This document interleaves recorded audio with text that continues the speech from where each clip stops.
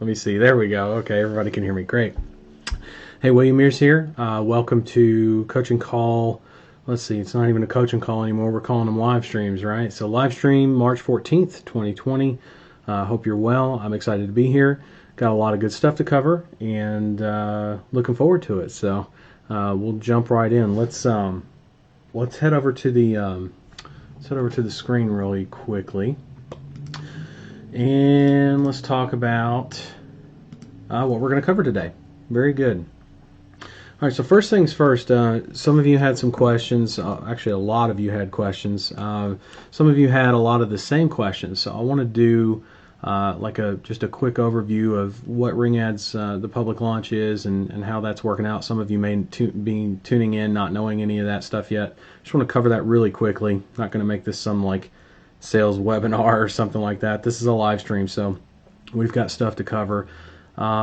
Secondly, like I said, there's been a ton of support, and nothing wrong with that. Just, it's to be expected anytime you have an initial launch like that. So it's a bit of a bottleneck, but we're working around that and working through that. Thanks for being patient with us, by the way, on that. And I'm going to answer a lot of the frequently asked questions here on that.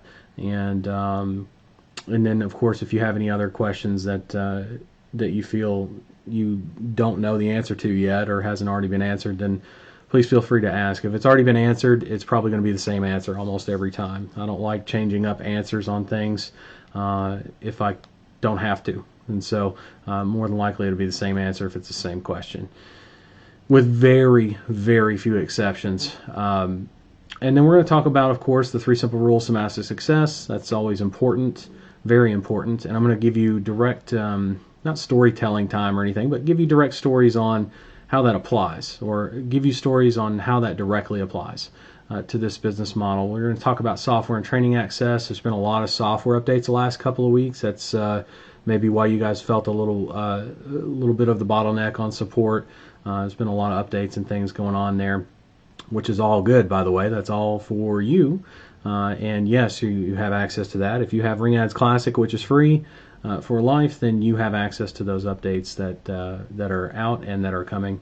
And we'll talk about the Facebook group, how to properly use it, the live streams, support, those kind of things. Especially support. Notice some things that'll help streamline a lot of support that's coming in. Which obviously, if things work more efficiently on our end, and you help us do that, of course, then things are going to be a lot better. Right? And by a lot better, I don't mean that they're worse or anything or bad.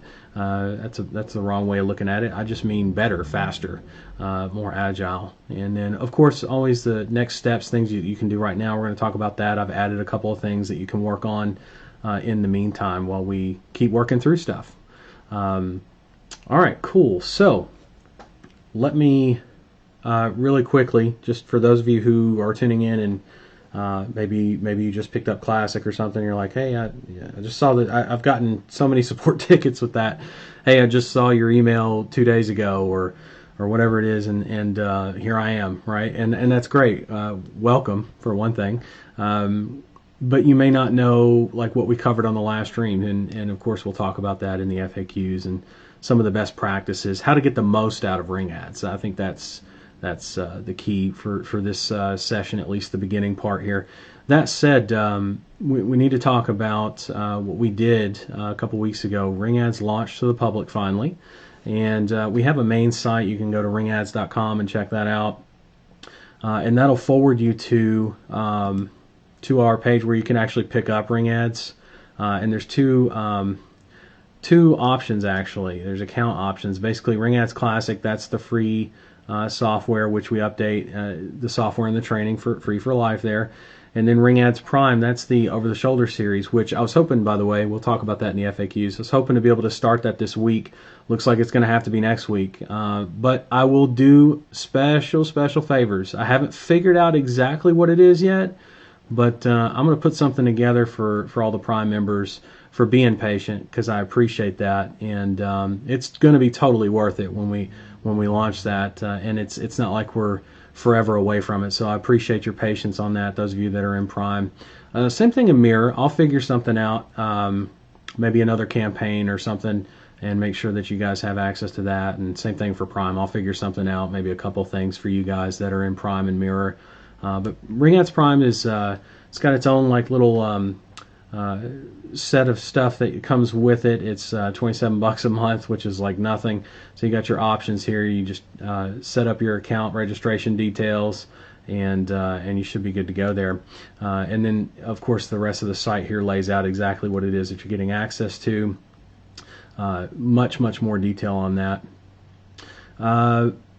And then once you've made your account options, there's one more option which I just mentioned a few seconds ago. It's called Ring Ads Mirror, and that's where you get access to several different things: copy paste, call only ad campaigns, improving verticals. You're going to get potential client lists for all those same verticals, meaning you don't have to go and do a bunch of scraping, all that stuff. Saves a lot of time and trouble.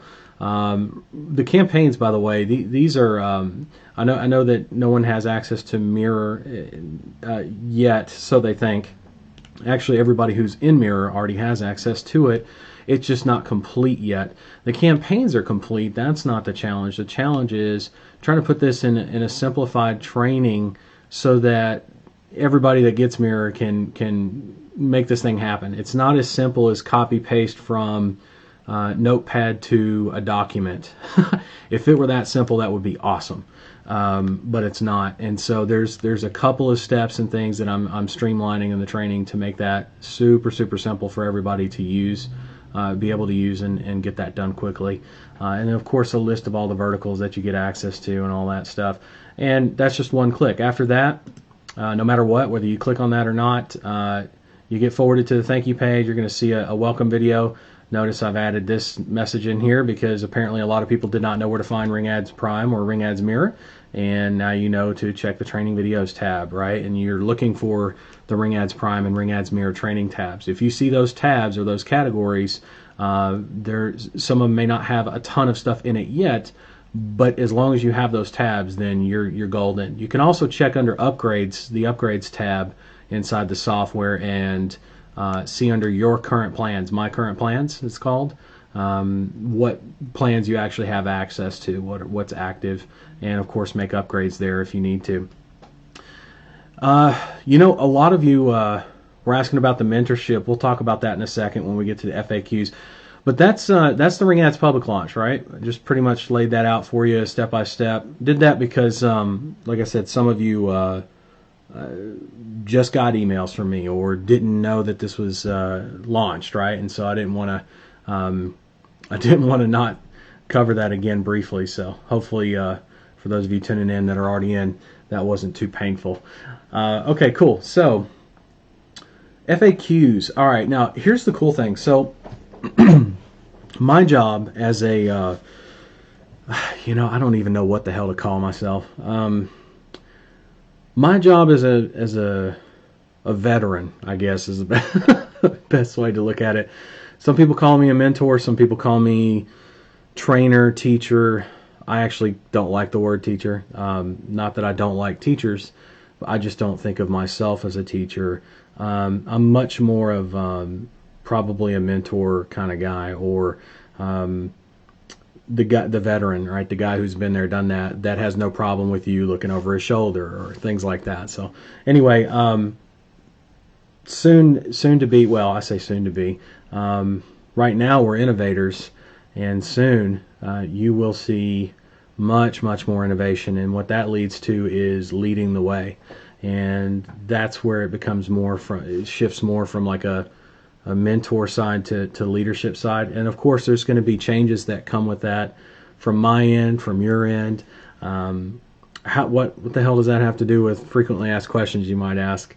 Well, I went through a lot of them, and I do that on purpose. I go through every position that I ever teach, not just in one business, or not just in this model, the pay-per-call agency model, but in every business model with systems and processes that I set up. I make sure that I do everything. Not that I want to. There's plenty of stuff I don't want to do, just like other people, or just like you. There are things, I guarantee you, in every business model at times that you're not going to want to do. The difference is, as business owners and as smart business owners, we do those things, we do them willingly, uncomplainingly, and we make things happen. So when I look at FAQs, I'm not the biggest fan, not the biggest fan. However, I totally see the need for addressing them and answering questions. It's absolutely key, especially in this business model, to help people get to the levels to help you get to the levels that you want to get to, basically. So while it's not my favorite thing to do, it's certainly one of the more important things to do, and so I take it very seriously. And I appreciate the questions. Those are good, because that tells me where you're at. And usually by someone asking a question, or how they ask a question, or what they ask inside the question, I'm able to tell a lot of different things, such as the level of frustration, what your actual problem is in the model, what to do to fix it. And I think that's the key. Just like an old pro at an old mechanic shop that knows a certain type of engine or a certain type of transmission inside and out, like he could put it together blindfolded, right? That's how I envision, this side of the business. While that may not be the most fun for him, because that mechanic's not doing a hot rod engine or anything, it's definitely an important process and important to the business. So anyway, with the FAQs, number one, I've seen this a lot, is where can I see the updates? Like some of you are asking if the updates are out yet, things like that. And here's the biggest thing: when we have updates of any kind, by the way, updates of any kind, so software updates with new features, new training updates, any kind of updates, if and when we decide to put on an event, guess what? You're going to get an update about it. And you're going to get updates in 3 places currently. 3 places. Now, we do this on purpose because we want to make sure that you get the message. We don't like emailing necessarily.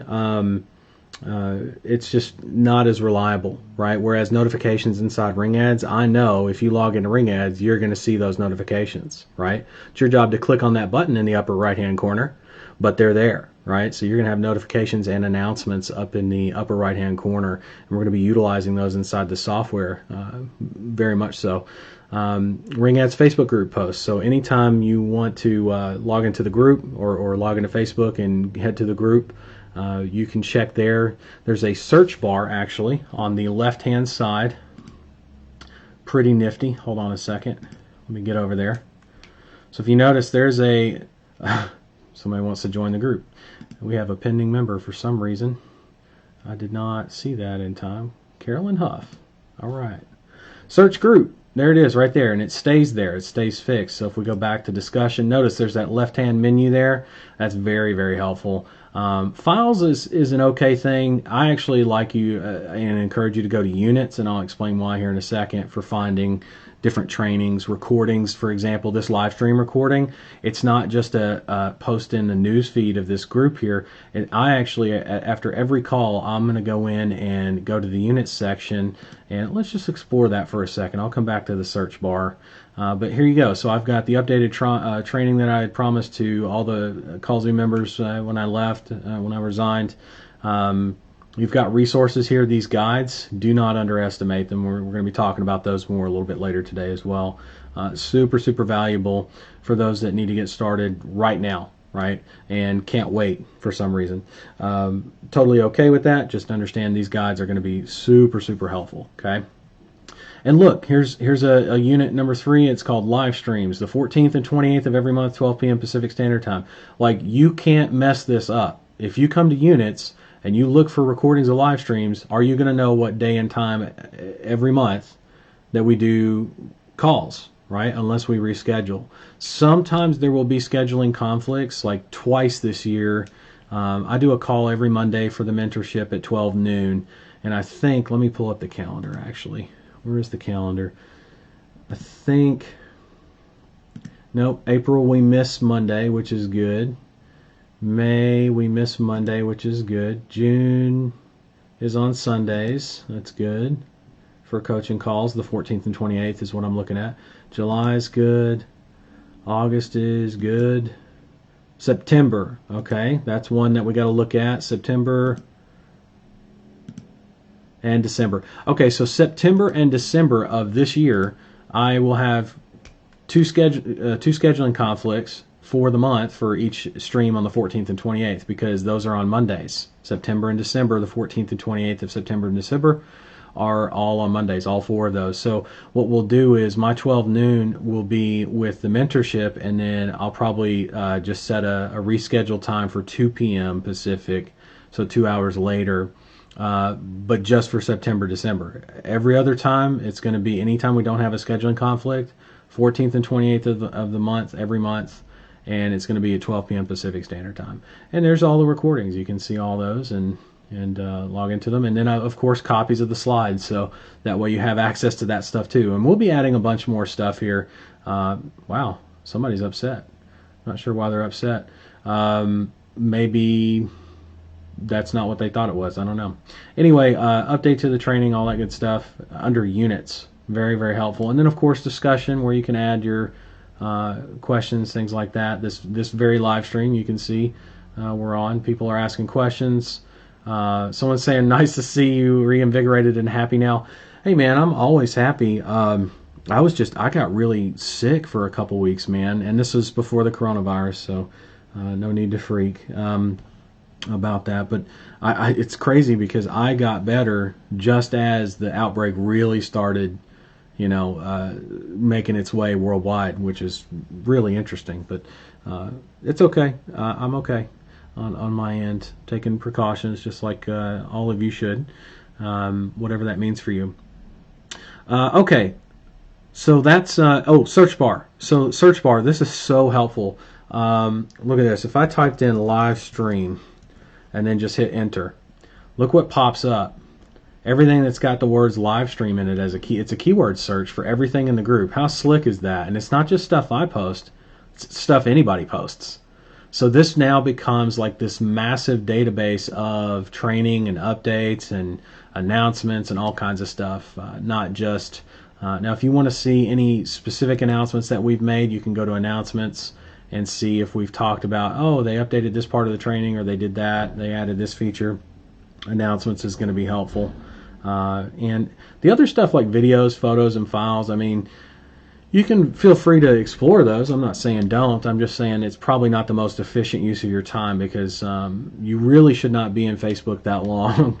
You should spend time in the group, of course, and engage, and that's going to be helpful to you. But in terms of spending time on Facebook, you don't want to spend a ton of time just digging through stuff that's not going to help you, or it's not in any kind of an organized format that's going to help you, right? Get something accomplished.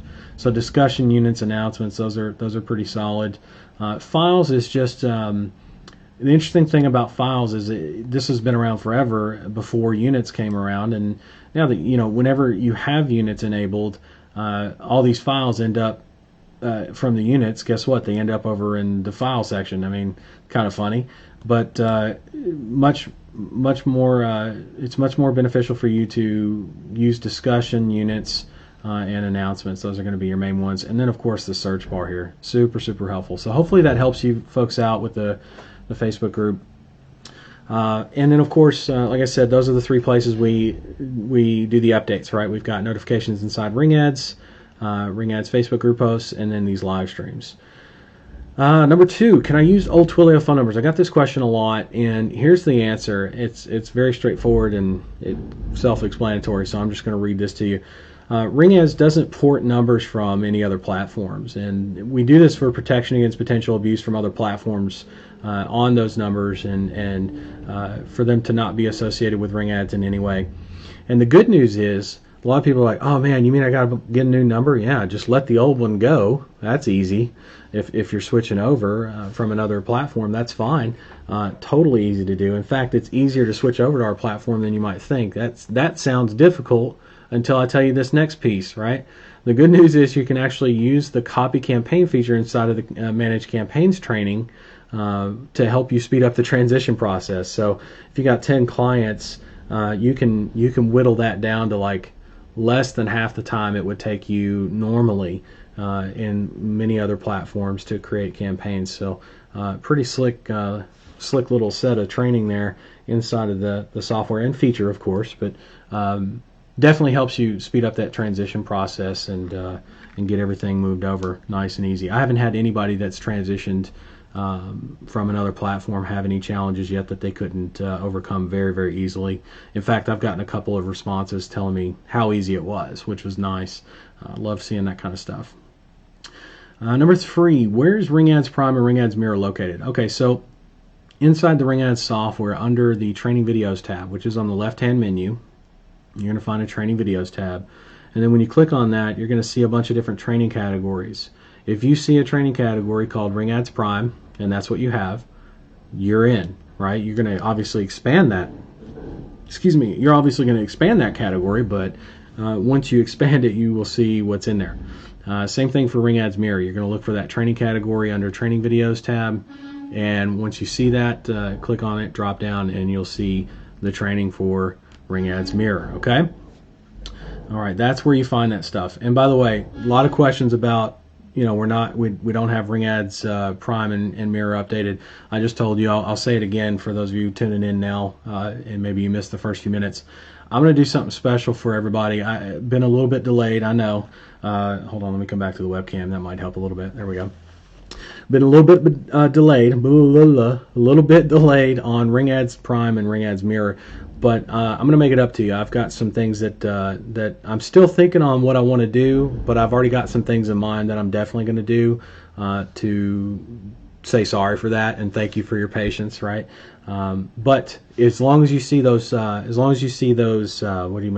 categories inside of training videos, then you're golden. If you don't see those, hit me up in support right away, because if you purchased RingAds Prime or RingAds Mirror, I definitely want to make sure that you have the access that you paid for, so that when the updates are made and the announcements are posted about the updates in multiple places inside the software, the live stream, the Facebook group, when you see those, I want you to be able to access it, right? It kind of makes sense. So anyway, let me come back to the FAQs here. Okay, so a lot of the training says coming soon. When is it coming? I tried not to be a total smartass about this. Let me clarify. So, because I'm smiling here, I don't want you to. Let me come back to my camera so you can see my face. I'm having fun with it, because it's like, man, why did I not see that question coming, and address it?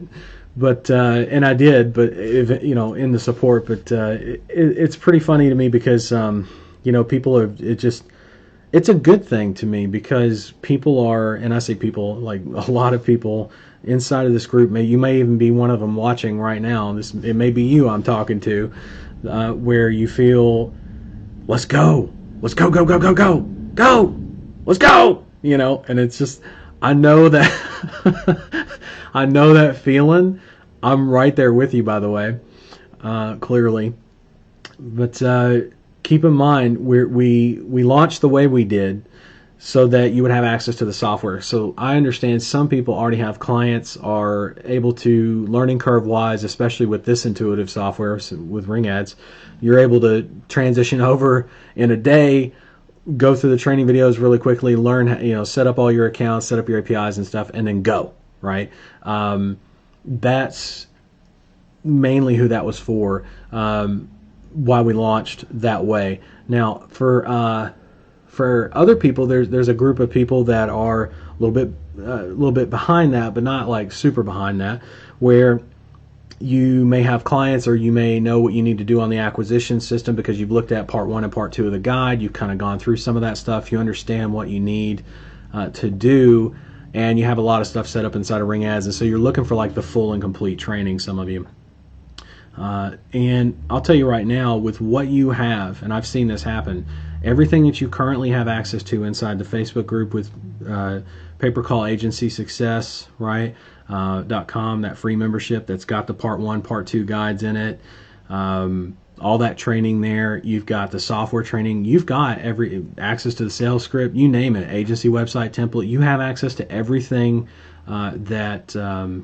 except for the scaling part, which if you're just starting out, you don't need yet, and I'm working on it. In the training area, you will get access to that. But the point is, you have everything you need if you go through it, right? And that's the biggest thing. So I'm going to point directions and tell you how far kind of stuff today, and where to find stuff. That way there's, all the questions are answered here.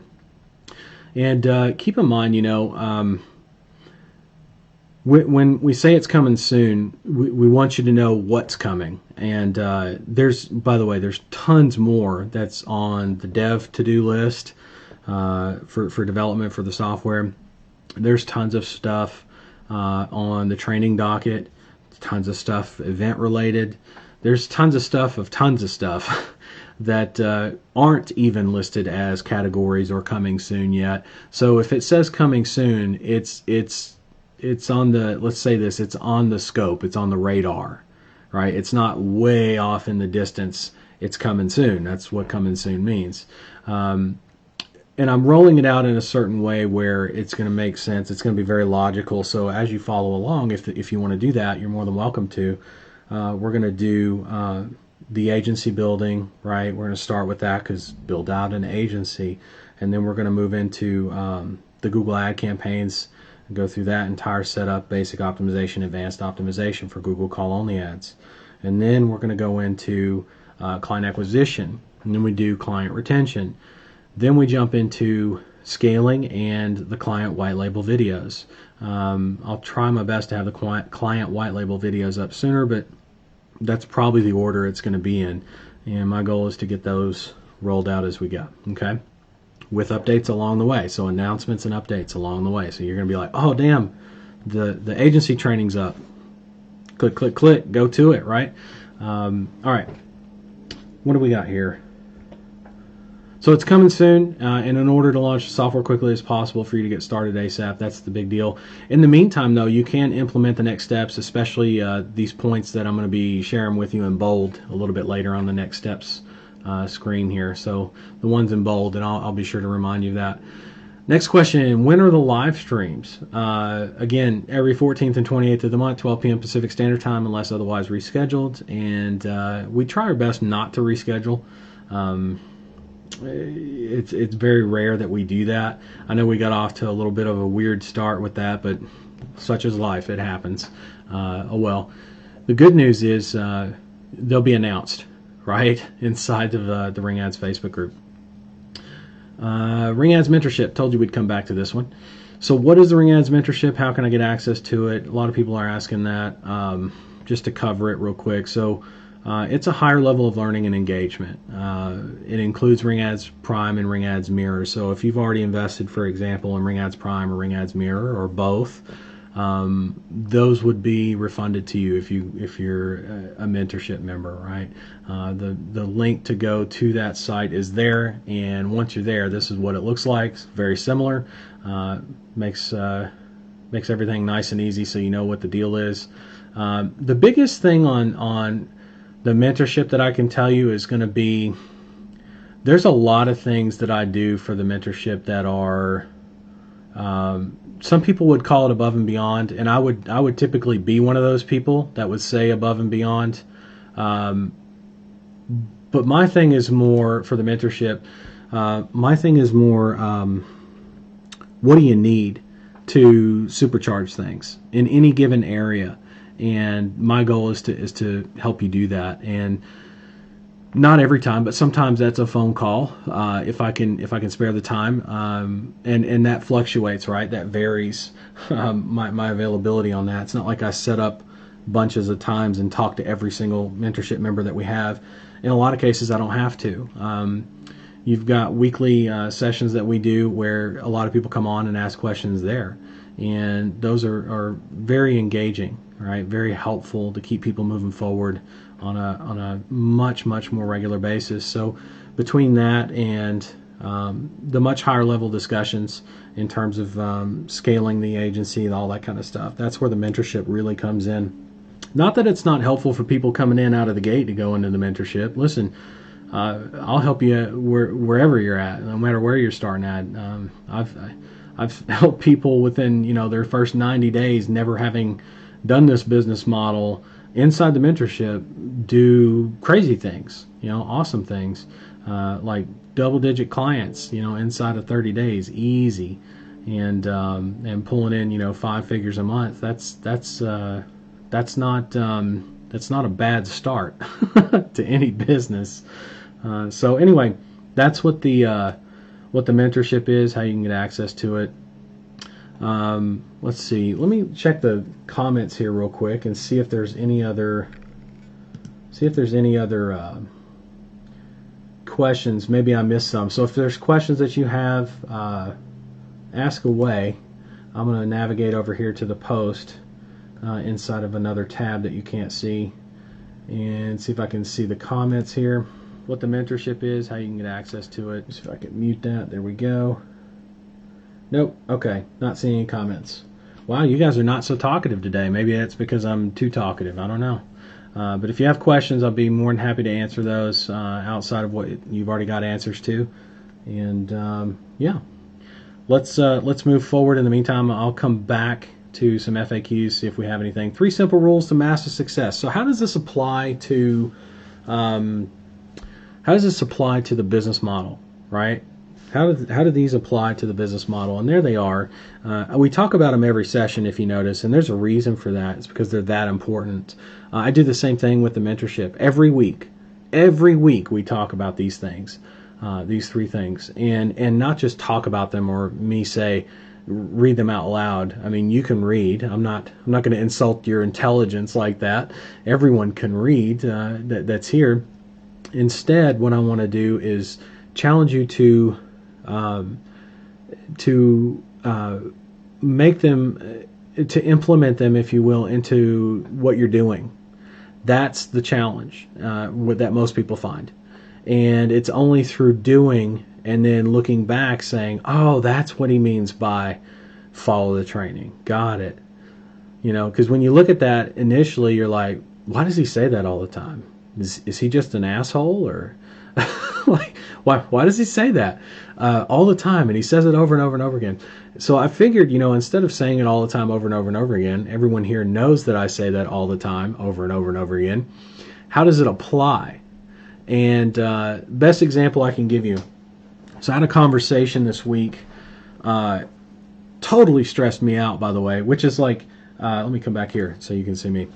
I had a conversation this week, earlier this week, that totally stressed me out, and I'm human, right? Everybody has their things, and for me, it's when you agree to work with someone and help them in doing what they're doing, no matter what it is. Could be anything. Could be tying their shoe, could be helping them learn to drive, anything, right? And they're not listening or trusting enough to listen first and then do, as opposed to just going off and doing on their own. And so I had, in this business model, I had a guy that jumped ahead, and we had many conversations via chat and things like that, support tickets that said, hey, I will help when we get to that point. I will help you. It was hiring for your first position, right? So just to give you an example, on the scaling side, that's where that person was. And so I will help you make the job posting. I'll help you post it. I will give you the posting. We'll do it together. In other words, I will make sure that first one's done, because all the other hiring for all the other positions is very, very similar, with exception of like what you expect of the person, and some of the interview questions and tests that you run are a little bit different, but the overall theme and process of how you do things, very, very similar. So going through that first one, super important, especially if you've never hired that way or trained that way, right? And so I found out that this person had jumped ahead without asking or anything like that. And how do I say this? Like, screwed it up basically to the point where the primary source, it's not our only source, and it's not even like, I'll say this, at the end of the day, this person will still be able to achieve the goals that they want to go after, but it's a lot harder, puts a lot more strain on everything, because now the easiest route that we had is gone. That's gone because they jumped ahead and didn't wait.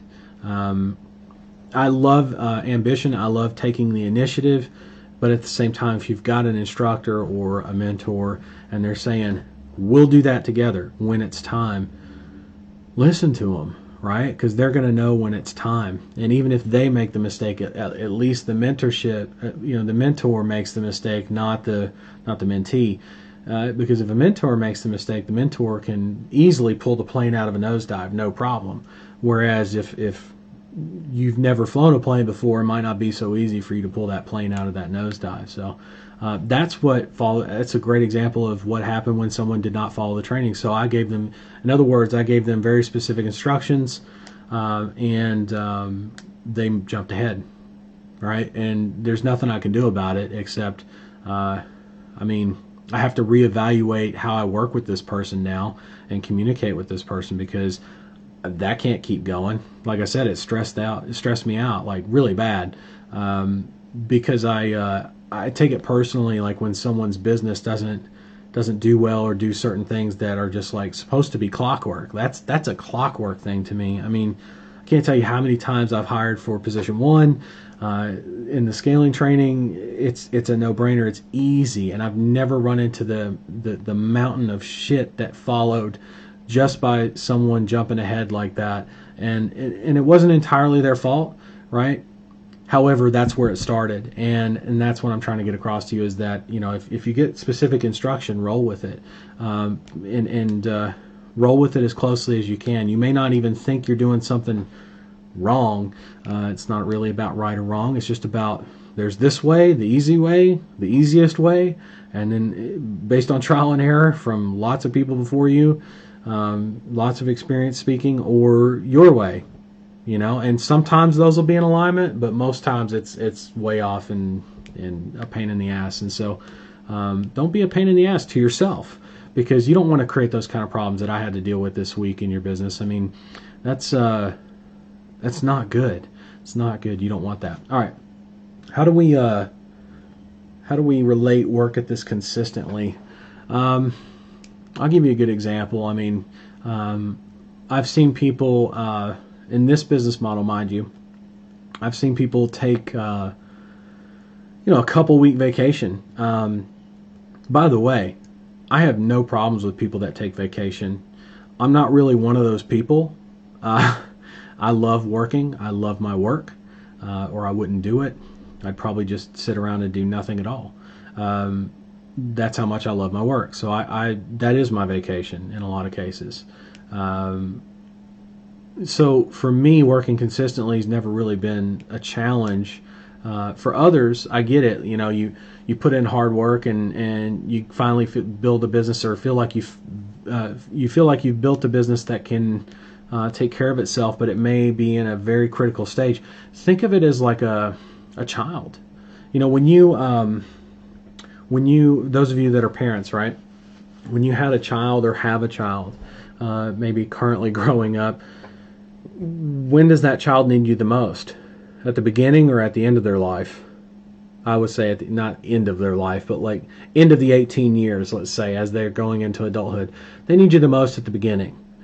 Do they still need you when they're 18? Yeah, because they're making dumb decisions sometimes, or they need help with understanding how to do this whole adulting thing, and pay bills, learn the value of money long before they turn 18, right? That kind of stuff.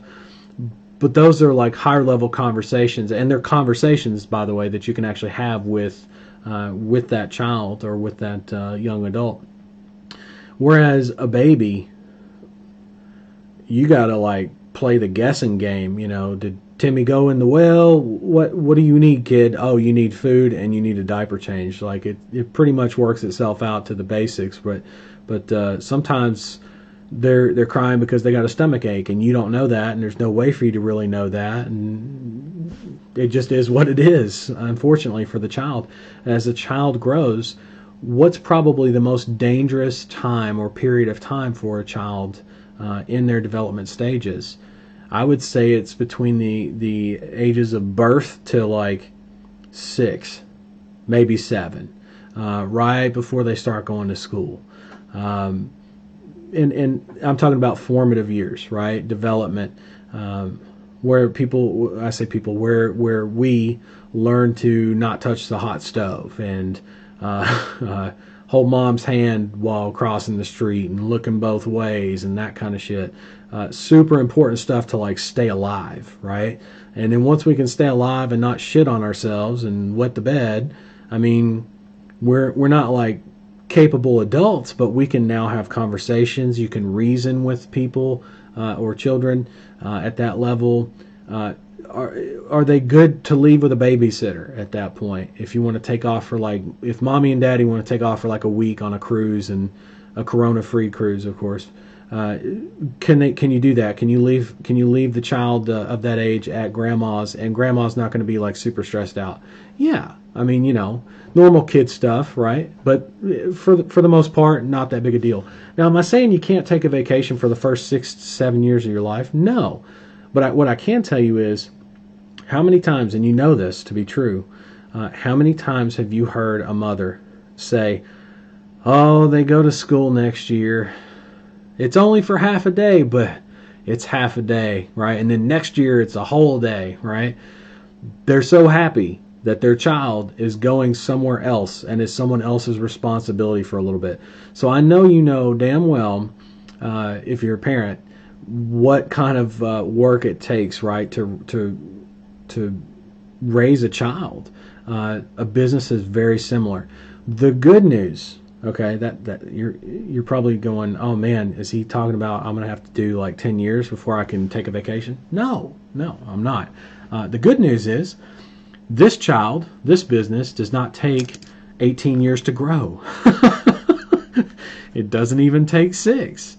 I've seen people grow a business within 6 months that can take care of itself. And if you do the math, working consistently at this based on the schedule that's listed here, 1 to 2 hours a day, 5 days a week, you put in 6 months of that, like actually put in 6 months of that, you're going to be able to not only take the vacation, you're going to be able to afford the vacation that you really want to go take. Right? You're not going to be flying economy. You're not going to be staying in some flea bag 3-star hotel where they barely have room service. You know what I'm saying? You're going to be going wherever you want to go for as long as you want to go, and know that the business is going to be able to not only run itself but grow itself while you're gone. And for again, will you still have issues that come up sometimes? Absolutely, it's a business. But will it take care of itself for the most part? Yeah, it knows how to eat. It knows not to shit on itself. I mean, those are the basics, right? It knows it needs to go to bed, knows it needs to mind the adults, or the business owner in this case. So hopefully that explains like the work consistently and work at this consistently, how that applies directly to this business model and what it really takes, right? In the scheme of things, it's not that much. It's really not. It does take dedication. I will tell you that, but it does not take tons of it forever. It's not something you're going to have forever. Wouldn't hurt you to have it forever, but for this business and being able to take your first vacation, it's not going to take that long. Support for any issue. Of course, questions on the software, use the support. Notice it's important enough on the support side that I listed the ways to reach support. Now, there's a reason why I did this. I get emails and private messages. I get friend requests. I get private emails. I get, sometimes, very rarely, I get posts on my wall. They go to pending, so I don't usually get a ton of those, and they don't show up for the public to see on my page. But I get a ton. My point is, I get a ton of different people reaching out to me a ton of different ways. If you want to reach me and reach me quickly, or as quickly as that I can be reached in regards to ring ads, these are your 5 approved ways right here. 100%. This is the fastest way to reach me. Anything outside of this or in addition to this is going to be ignored. Now, why would I say that like that? The reason I would say it like that is because you can't monitor everything, if that makes sense. You can only monitor, I even think 5 is kind of pushing it, but that's okay because some of them go to the same place, and that's cool because that kind of streamlines things for us on our end. But the point is, if I'm the one that needs to make sure the questions are answered and streamline everything for new staff and all that, I want to make sure that we stick with these 5. Now, in the future, is it possible that I would add in something like Messenger for the Ring Ads page? Yeah, it's possible. Is it on that list of 5? No. Now, if you ever see it on that list of 5, go nuts. right? But there's a reason why I put the 5 dedicated support channels there. I put it in every live stream. It's not to be an asshole. It's to make sure that I don't miss your question, because I don't like if you hold on. Let me show you on my screen. So if I go to my I'll give you a great example. See, followed by 968 people. So normally if you were to go to my profile, you'd see like a follow button there. Look how many friends I have. And I'm not bragging at all about that, by the way. 128 friends. That's it. That's it. And I think that's even too high. Okay. Now, I used to be the guy who, in marketing, everybody had sent me a friend request, and it was like, God almighty, 3,400 people. And I just decided one day that that's too stressful for me. That's too much bullshit. And I cut it way down. It also helps me limit how much negative stuff I see in my newsfeed. I actually am a very good curator, if I do say so myself. I will brag about that, on what I see in my newsfeed. So, for example, if I were to go to my newsfeed, look at there, Shannon Graham. I can't make this shit up. Shannon Graham, there's a mentor of mine. Traffic and Funnels, that's an ad, but for good stuff. This is just a friend of mine's mother that posts every now and again. Mark Evans, Don Wilson. Let's see, talking about the launch coming up. Mike Lance, WSO Warrior Plus, right? So these are, a lot of these people are friends or people that post, and I see their stuff either through following or through friendship. There's somebody talking about a SaaS sales. There's another Sylvia. What else we got? Andy Hussong, Linda Kane, my event manager and organizer. She's super solid. Who else we got? Tier 11. That's another good. There's Jimena, Brad Goss. He's got a lot of funny stuff. Some of that stuff's kind of borderline, depending on your taste, but. Me, coronavirus prediction, baby boom in 9 months. That's funny. Jody Jealous. You get the point. Like, do you see anything shit or negative or like, look at that, love, gratitude. I love this stuff, man. I love my newsfeed. So if I ever spend more time than I want to in my newsfeed, do I feel like total shit about it? No. Because usually I find like 2 or 3 things to save in my collection for later, like on ads and products and programs to explore.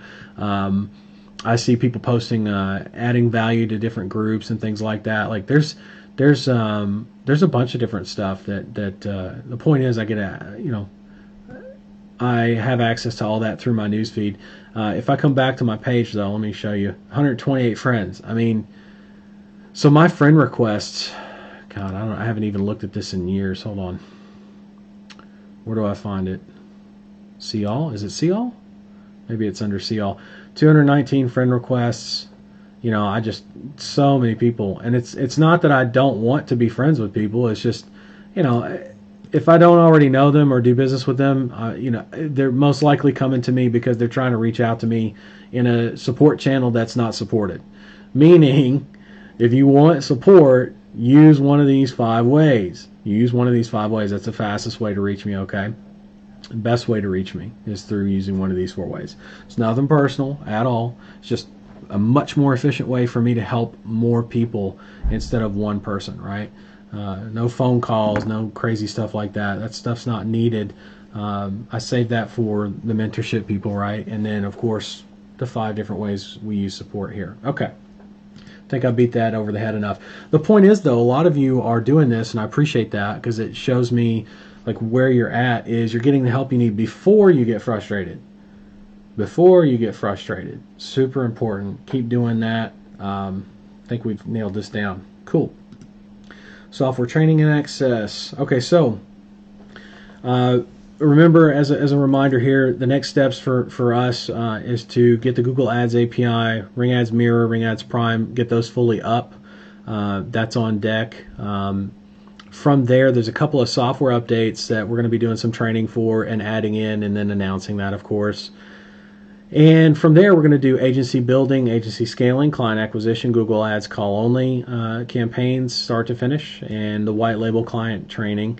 There's going to be some other stuff we add in there too, like a client engagement sequence that's going to be revamped for you, show you how to use that, and be able to set that up with inside the software, by the way, inside of Ring Ads. to communicate with your autoresponder. That's kind of nice. Plug and play, baby. That's what it's all about. And yes, you'll get access to that through Ring Ads Classic. Please stop worrying if I'm going to start charging the shit out of you for the software. I'm not going to do that to you. I will tell you there are some versions that we're working on outside of call management, call tracking, and agency management, I should say, that we will be charging for. But I'll tell you this, when you build an agency, even of just half a dozen clients, totally going to be worth it for you to upgrade to those things, because they're going to take you from half a dozen clients to several dozen clients, okay? And do so in as plug and play manner as possible. That's pretty slick, and I can't wait for that. But that's not necessary right now if you're starting out building your agency. So keep that in mind. Like, we're a business. We make money, but I like the model, and I know you know this. I'm going to say this on camera. I like the model the most, and it's the one we teach inside of PaperCall, where you make money, I make money, and I only make money when you make money. I like that model. It makes a lot of sense to me. Because everybody wins. Nobody loses on that. So anyway, things to work on between now and in the next live stream. The things that are in bold, by the way, are super doable, right? With the exception of the Google Ads API that's not updated yet on the training. But set up your API configuration, Stripe, PayPal, Twilio, Mailgun. Get those set up and going. Get your account settings set up. Some of you have some challenge. We're having some challenges with, for example, the domain masking, and got it figured out. Good for you, right? Right? That was good. Happy to help with that kind of stuff. Set up your notification messages, right?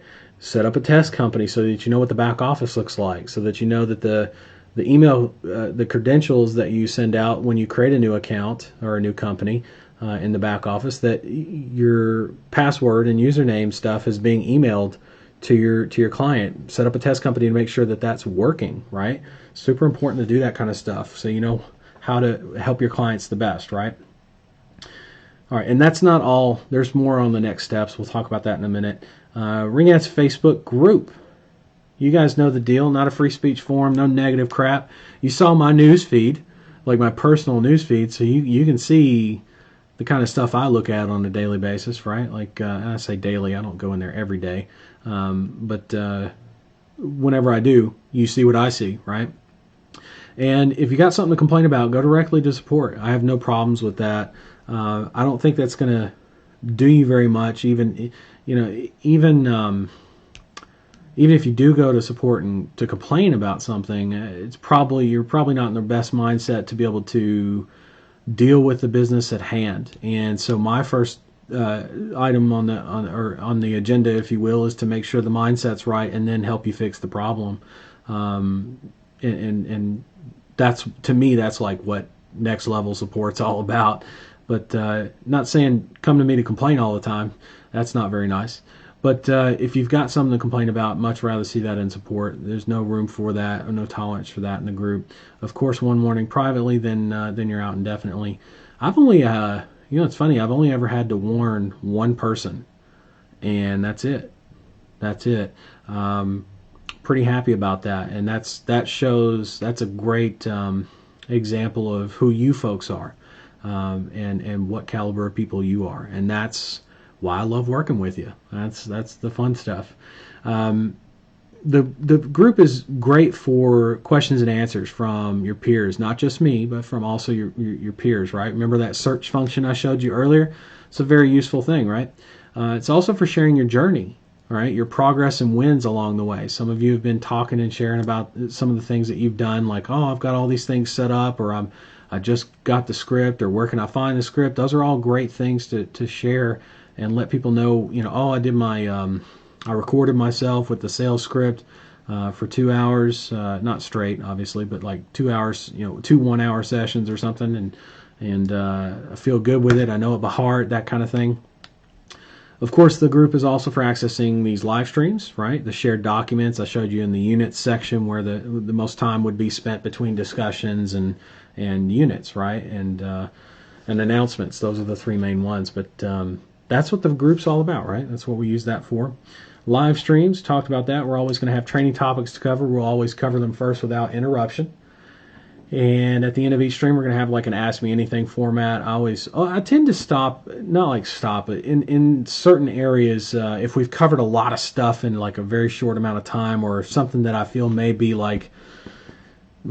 confusing initially to some people, or I know that's a point of confusion for people, I will pause at that place and cover questions about that specific topic and then move on and do like an Ask Me Anything at the end still.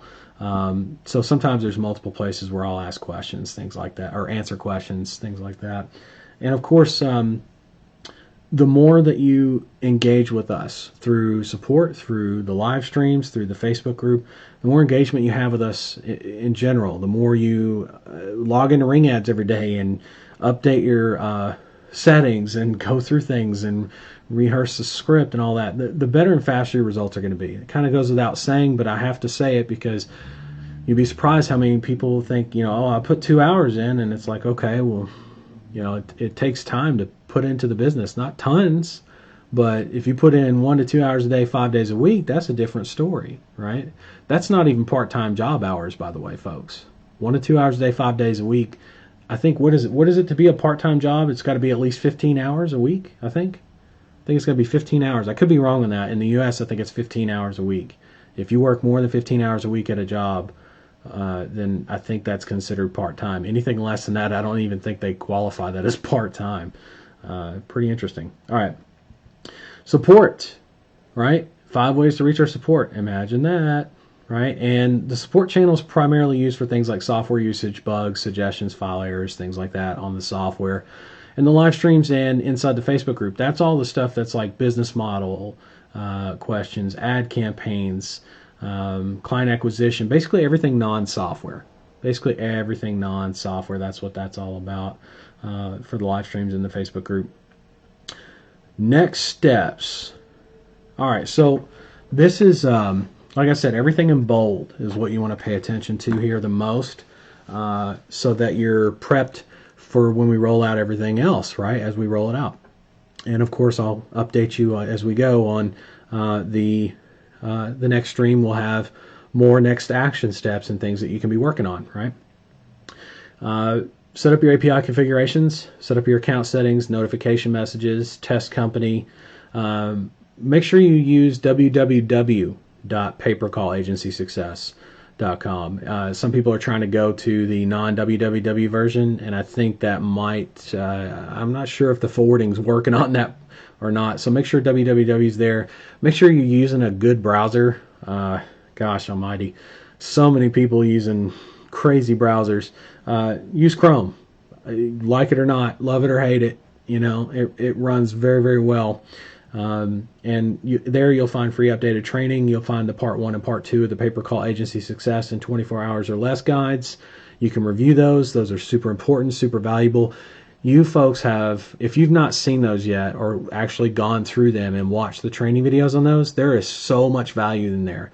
And that's not my words. Those are the words of the people that have gone through and been like, oh my God, I did not realize how much value was in those guides. Like you just thought it was some other, you know what it is? I get it.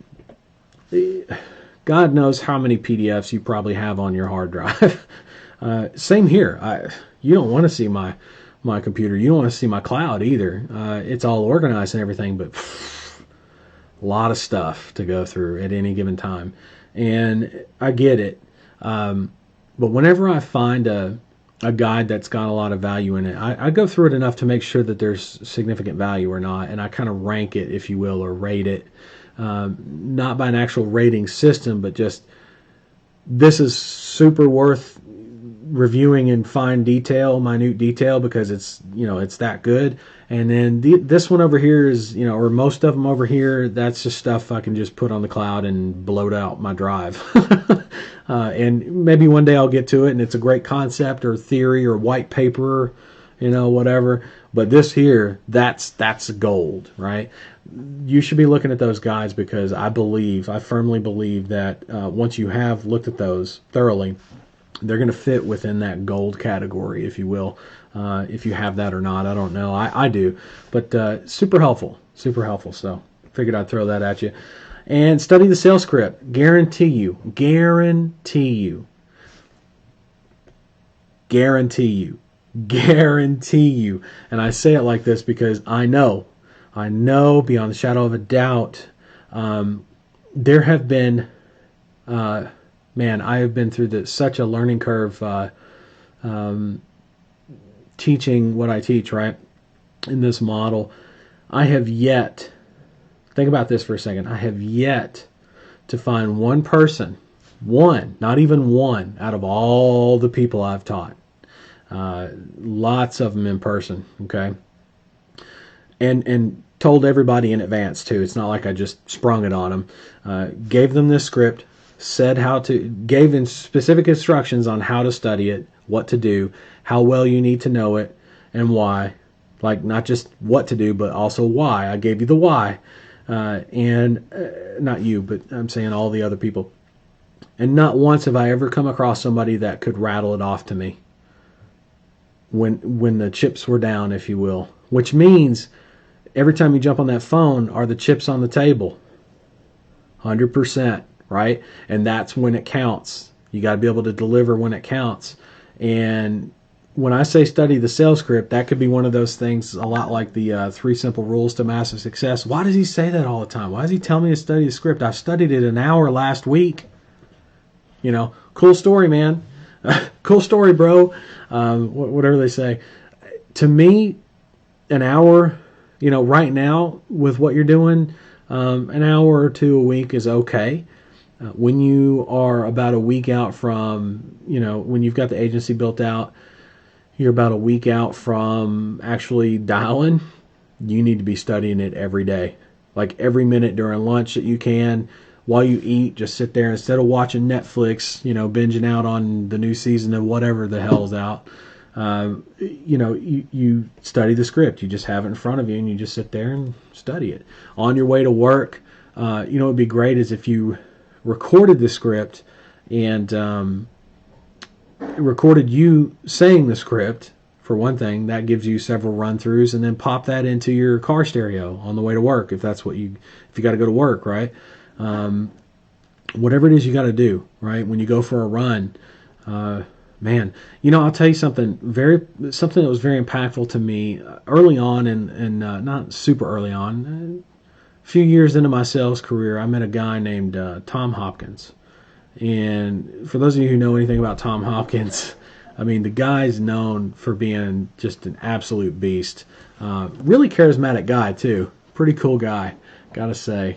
Anyway, he teaches sales and how to deal with objections and closing and things like that. And part of his, I think it was a 3-day course that I went through. It was in Anaheim, and right across the street from Disney World, pretty much. It was like in some kind of convention center across the street. And I had never been to Disney World, so that was interesting, getting to see it from, you know, over the side of the fence, the wrong side of the fence. And always wondering what it would look like, you know, since I had never been. But 3 days, and it was a booklet he gave us. And when I say a booklet, I mean it was an 8.5 by 11 book. And it was spiral bound plastic, right? Nice little cover on it. And I'm just going by memory here. But I think it was like 60 something pages. Front and back. Front and back. And I was, at the time, I was 24? Was I 24? I think I was like 24 years old. So I wasn't like super young, but I'm, you know, not as old as I am now. And for 3 days and nights, I studied the absolute shit out of that book, because he was testing us at the end, and we had to be able to rattle off any one of the things on the pages by heart without looking at the book.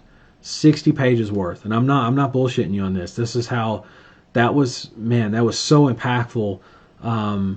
And the thing is a lot of it, I guarantee you, a lot of the stuff that I use is not just Tom Hopkins. It's a lot of other stuff. But I took that learning. How do I say this?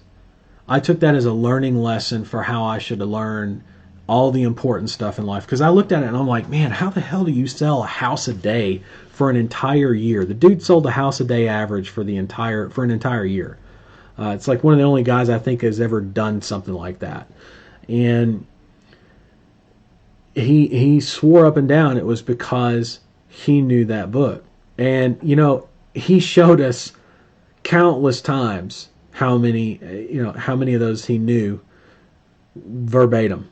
You know what I mean? Like he would hold the book and just say whatever and I mean the paragraph is like that on an 8.5 by 11. It's like a half a page response, and word for word and inflection and intonation, and nailed it. And I'm like, man. And I'll tell you, some of that stuff I'm consciously aware that has stuck with me, and some of it I'm not aware consciously, but it's stuck in my subconscious, which is pretty interesting too. But the conscious stuff, the stuff I'm aware of, like I'll give you an example. There are words to say and words not to say, or words that are good and words that are not necessarily as good. So price, cost, those are no-nos. Those are bad words. Investment, start, right? Those are great words. And the funny thing is, it's not just sales. I mean, if you think about it, that's good sales copy. So it's super beneficial. But to me, the absolute biggest learning lesson that I took from all that, outside of learning the sales stuff, which is totally worth the money, the biggest lesson that's probably made me the most money in terms of most anything else I've learned, is that identify and prioritize what's important and what's most important in terms of immediate, urgency, in other words, and also what'll make you the most money in whatever it is you're trying to do, right? And then put all your effort and energy into that until you know it so well that nobody will ever take it from you. Like I'm going to be the guy that has amnesia, or not amnesia, Alzheimer's, when I'm like, God, I hope not, but I could, is what I'm saying. I could be the guy who's 70 years old, 80 years old, develops early onset Alzheimer's, even at 50, and I'm going to be the guy over in the corner muttering to himself the exact words of the sales script, because it's the one thing that's stuck in my head. That's how primary it was. That's how well you need to know the script. So that's why I keep covering it, keep talking about it. So if you don't know it to that level, you got some work to do. That's all I'm saying. So that's why I'll talk about that on the next steps. I didn't want to spend that much time on it, but I feel it's important. Super, super important stuff, right? Okay, let me come over here to the questions. See what we got. I got the live feed over here on another monitor. Let's see. Let me grab some water too. That'd probably be a good idea.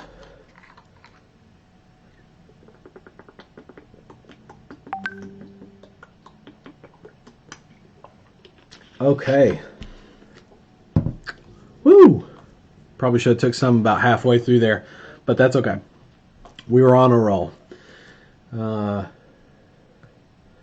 know I saw it in one of the mentorship sessions, but I don't see that I wrote it down in my notes. What's the recommended city population size again? Found some around 115 to 150K. Not sure if they're too small. Great question, Carrie. So for prospecting, if you're just starting out, prospecting, keep in mind, ad side, you can run anything 100K up, right? And there's a wiki document out there, a Wikipedia document out there that'll tell you that it's called it's the top U.S. cities by population, and it's by population over 100,000, meaning every city over 100,000 in order from most population to lowest population down to 100,000 is in that list. It's over 300 cities. That's good for running ads. If you're just starting out in terms of client acquisition and you haven't really dove into that yet, then I would say start with the cities that are like 500,000 in population up, because it's going to give you more more of a sample size inside of that metropolitan area for the different service providers, more chances, if you will, to work through on 3 to 5 cities, for example, that are all over 500,000. That would be good. They can be way more than 500,000 as long as it's 500,000 or more first starting out. And then if you want to come back to the ones that are 200,000 or 100,000 and get clients in there, no problem, because your axe is sharp, right? At that point, you've sharpened the hell out of it. You can definitely knock down those trees, no problem. Someone says pending posts in the group. Yes, I am aware there are pending posts in the group. Thanks, my man. Outsourcing client acquisition. I'm not sure what you're asking there. Outsourcing client acquisition. Keith, tell me what you're asking there. I'll be more than happy to help you with that. Julian, I set up my domain masking. Cool. But I found out that I let my domain expire. I'm laughing because that shit happens all the time if I'm not paying attention. That's also why I'll buy it. I'm the guy that'll buy a domain for 10 years. If I know that I'm using the hell out of it, 10 years. That way I don't even have to think about it. And when I do think about it, I won't have to think about it still because I'll have somebody else do that. Can I, in the console, create a new subdomain in my account? Or am I stuck with the first one created? That's a good question. I actually never thought to discuss that with the dev team about creating a new one once one's already been created. Try it and see. Try it and see if you can create a new one. And if you can't, maybe I should talk to the dev team about doing that. Obviously, it's not a good idea to do that or make that just wide open, so it's probably not the case. What I could probably have, if you'll write into support, if you'll try that and see if it works, great, let me know in support. And then if it doesn't work, still let me know in support, send me a support ticket. And what I'll do is I'll contact the dev team with that support ticket and say, hey, look, this guy had an issue, wants to reset his account on the domain masking, and they can do it manually on their end, no problem. But either way, we can get you sorted. That much I know. So no worries, no big deal. Just let me try it first yourself, see if it'll do it. If it does, let me know. So that way I know and can tell people. If it doesn't work that way, let me know in support and I'll get the dev team on it and we'll get you sorted, okay? Good question. Thank you. And sorry about your domain woes, dude. Totally. I get it. Enough said. I get it. Randy, having a bit of a stall and picking a niche. Is there any training on how to vet a niche for how much competition there is in pay-per-call? I wouldn't worry so much about the competition level, man. A lot of people are way more concerned with that than they should be. Kind of like the coronavirus, at least stateside. Not that it's not important, like the coronavirus. Not that it doesn't deserve its due precautions, like the coronavirus. But there are things you can do, right? There are things you can do. There is a set of training that you will have access to in determining that. What I will tell you, though, is that there's actually a cheat sheet. There's a cheat sheet. And so if you're interested in the cheat sheet, it's free, by the way, the cheat sheet is. You can look at the RingAds Mirror offer. And if you've already gone through your account setup and you don't know where that page is, you can go to the Upgrades tab and you'll see a link under RingAds Mirror. And you'll see a page that says, or a link that says what you're getting. And when you click on that, you'll actually be forwarded over to the page that'll tell you all the different verticals. That's your cheat sheet. Those are great verticals. As to why and all that stuff that goes into that, that's coming in some updated training for you, but it is coming and you'll have access to that, no problem, without having access to Mirror. Okay, that's part of RingAds Classic, that training piece. But for the cheat sheet, the sales page of RingAds Mirror is going to be very helpful there. All right. Part 2. Or how viable is it? Oh, part 2 to your question. Got it. I'm still learning how to read you here. Part two, or how viable is it regarding search volume? Cheat sheet. Cheat sheet, the rest of the info's coming.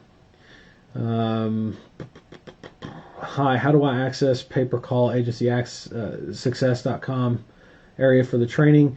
Try www and then try using the Chrome browser. Make sure you're in the right browser. Hopefully that helps you. What is your opinion on the dental niche versus home services? That's a good question. Dentists, actually, one of the first case studies I ever saw documented outside of what I've done and some of the people I've worked closely with over the years. One of the first case studies outside of that circle, if you will, was in the dentistry world. And I found that interesting because the case study showed that, and I'm going off of memory here, keep in mind, pretty good memory, but still memory.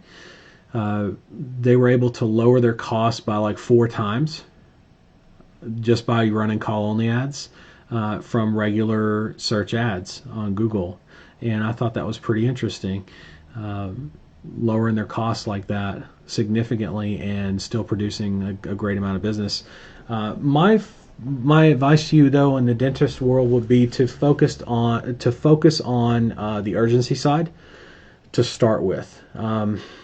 It's much easier for you to dial in a campaign for a dentist client, for example, for a dentist as a client or a dental practice as a client. Once you know, like, the big money makers, the emergency stuff, and not all dentists are emergency dentists, I get that. But start with the emergency ones because your learning curve is going to be a hell of a lot faster, a lot cheaper, and allows you to expand into the other dentists of the world that are not emergency dentists, such as orthodontists, right, facial surgeons, that kind of thing, which is a totally different ball of wax. But again, kind of like that door opener gives way to everything else. It's a similar concept with what I teach on why the U.S. You know, I've gotten a few support questions about that where it's like, oh, I'm trying to do it in Greece or I'm trying to do it in Ireland or in the UK. And not that that's a bad thing. It's just when you start out, it's probably not the, think of it like this. You're learning how to ride a bike. If everyone here on the call knows how to ride a bike, that is, and I'm assuming that, but let's say that everyone here knows how to ride a bicycle. A bicycle, not a motorbike. So a bicycle. If you did not know that yet, knowing what you know now, would it be easier to learn on a flat surface like pavement or like a road with no traffic? Or would it be easier to learn on like double black diamond, rock trail? You know what I'm saying? Like, why would you try to learn how to ride a bike on that? Not that you couldn't, but man, you're in for a ride and some bumps and bruises along the way. Don't say I didn't tell you, right? And that's what I'm here for, is to tell you, hey, that's a double black diamond course. Probably not the best idea for you to be rolling down that thing without knowing how to pedal and brake and shit. That's a bad idea. That's a bad plan. Why don't we put you over here on the flat pavement first, get you to learn how to use the brakes and pedal and steer and all that kind of stuff, and do it all at once. Coordination, right? And then once you're good, then we can put you on a hill, see how you do with that, and then and so on and so forth.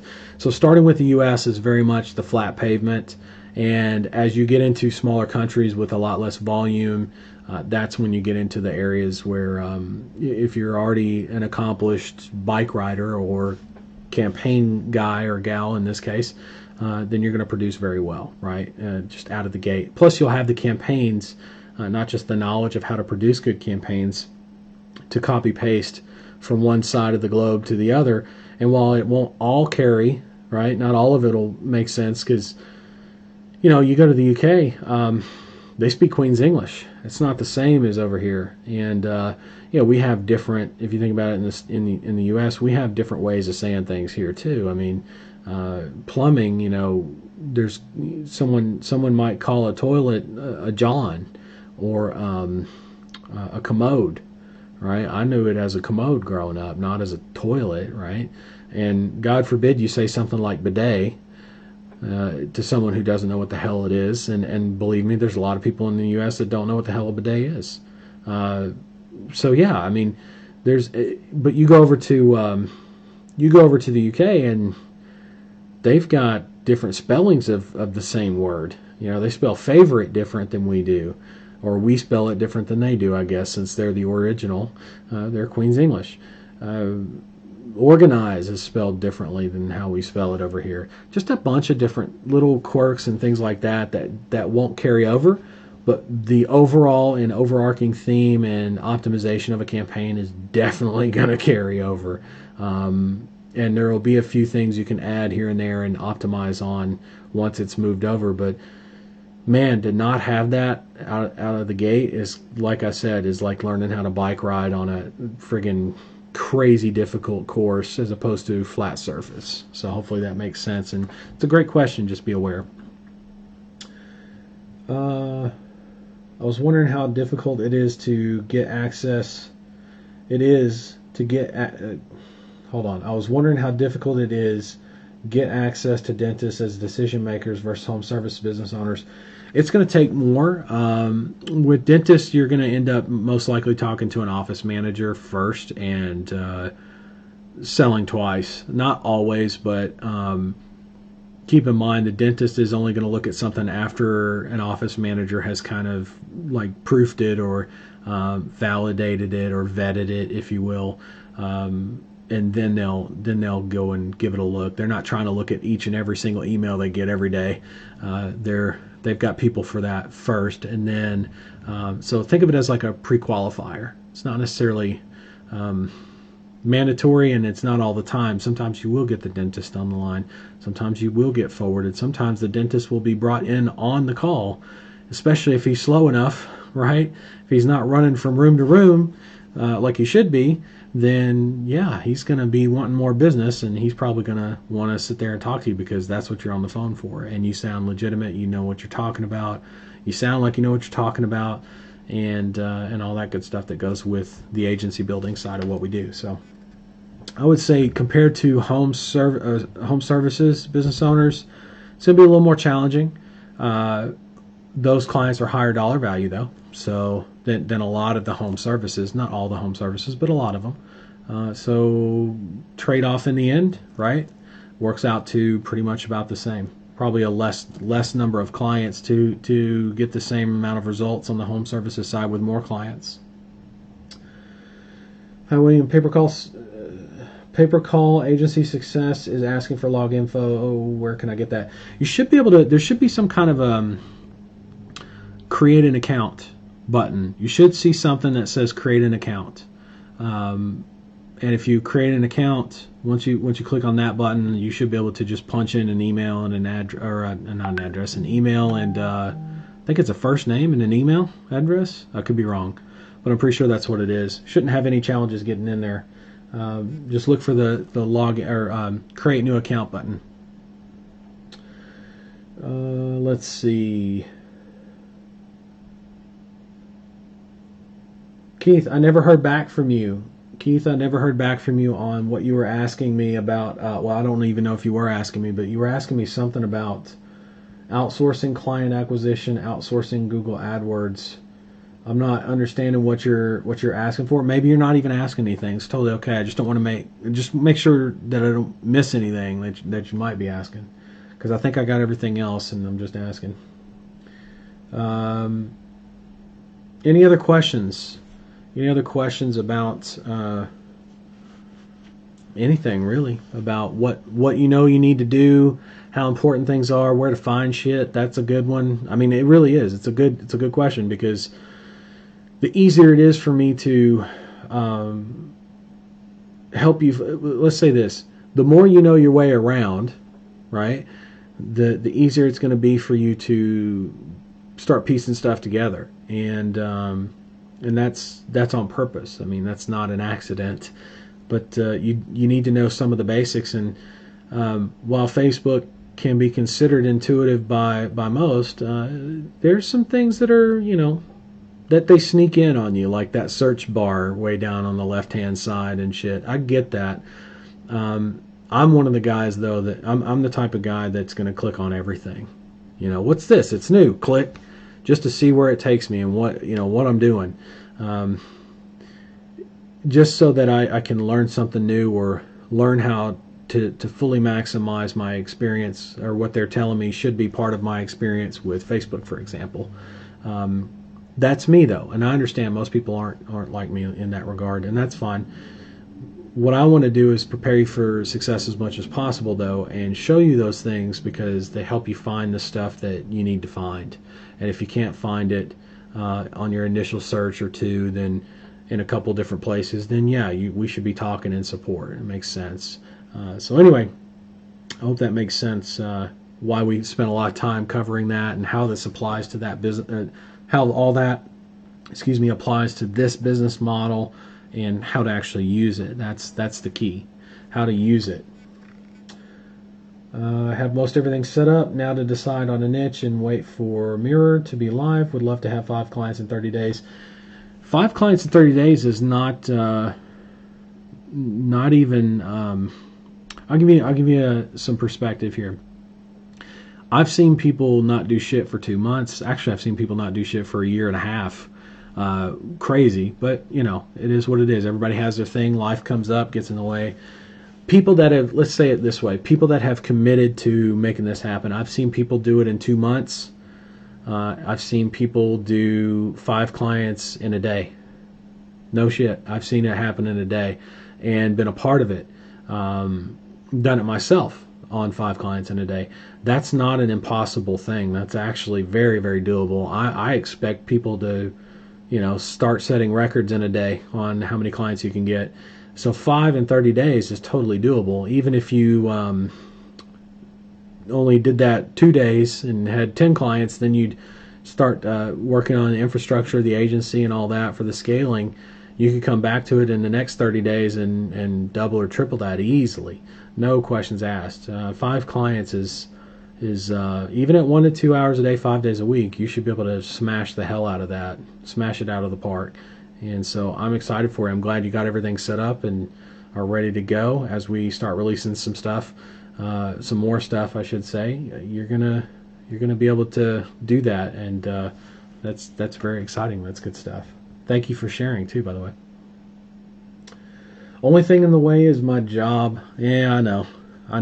The great thing about this business model, and one of the things I love about it so much, is that it cannot be overstated. Seriously, folks. Like when I say 1 to 2 hours a day, 5 days a week, you might be wondering how, and that's a discussion for another time. But here, I'll give you the short answer so you can kind of get some perspective on this. Yes, you're spending 1 to 2 hours a day, 5 days a week. Are you working on the same things every day? Initially, yes. Right? And then you progress to the next set of tasks, but you're still only spending the same 1 to 2 hours a day, 5 days a week. Then you move to the next set of tasks, different sets of tasks or daily tasks that you're doing 1 to 2 hours a day, 5 days a week. I've seen people scale up an entire agency working a 9 to 5 job without ever having to leave that job, and do so within a few months. I mean, to the point where they needed to hire an agency manager. And I mean, that's that point that we were talking about where the child is grown and enough for you to leave him somewhere or her somewhere and not embarrass the hell out of you as a parent, and you can take off for a week to wherever, right, and come back. That's that level. And I've seen people build that in 3-4 months, no problem. I've seen people build it in less time than that. I've seen people get tons and tons and tons of clients and have no infrastructure. I've seen it all, pretty much. Not everything, but I've seen a lot of it. Enough to where I know where the pitfalls are going to be and things like that. So you're 1 to 2 hours a day, 5 days a week. Don't look at it as in the way. Look at it as a part of business, because that job keeps you in the hunt for growing this business 1 to 2 hours a day, 5 days a week. Even though the tasks will change, right, in that 1 to 2 hours, 5 days a week, the overall time commitment and all that stuff is afforded to you by the job. So I would actually, in my mind tells me be grateful for the job, right, and be humbled by that. We all start somewhere like that, and I'm no different. I've had jobs before. when you work a 9 to 5, I know what that's all about. It's not like I've never worked a 9 to 5. On top of which, I'm a veteran, so I've spent time in the military. Um, I've done way more than just 9 to 5. I've done training exercises and all kinds of crazy shit that most people just don't have to put up with in life unless you're in the military. Then you know what I'm talking about. So yeah, be grateful for that because it affords you the opportunity on the business side, and it affords you the opportunity to leverage your own way out of. If you don't want to be in the job, you can still be grateful for it. It totally shifts. By the way, when you have gratitude like that for something as painful as maybe a job you just don't like, but you're grateful for it, totally shifts everything about the job and what it means to you and how you leverage it and how it starts to serve you as opposed to you serving the job. See, yeah, you do trade your time for money at a job. I get it.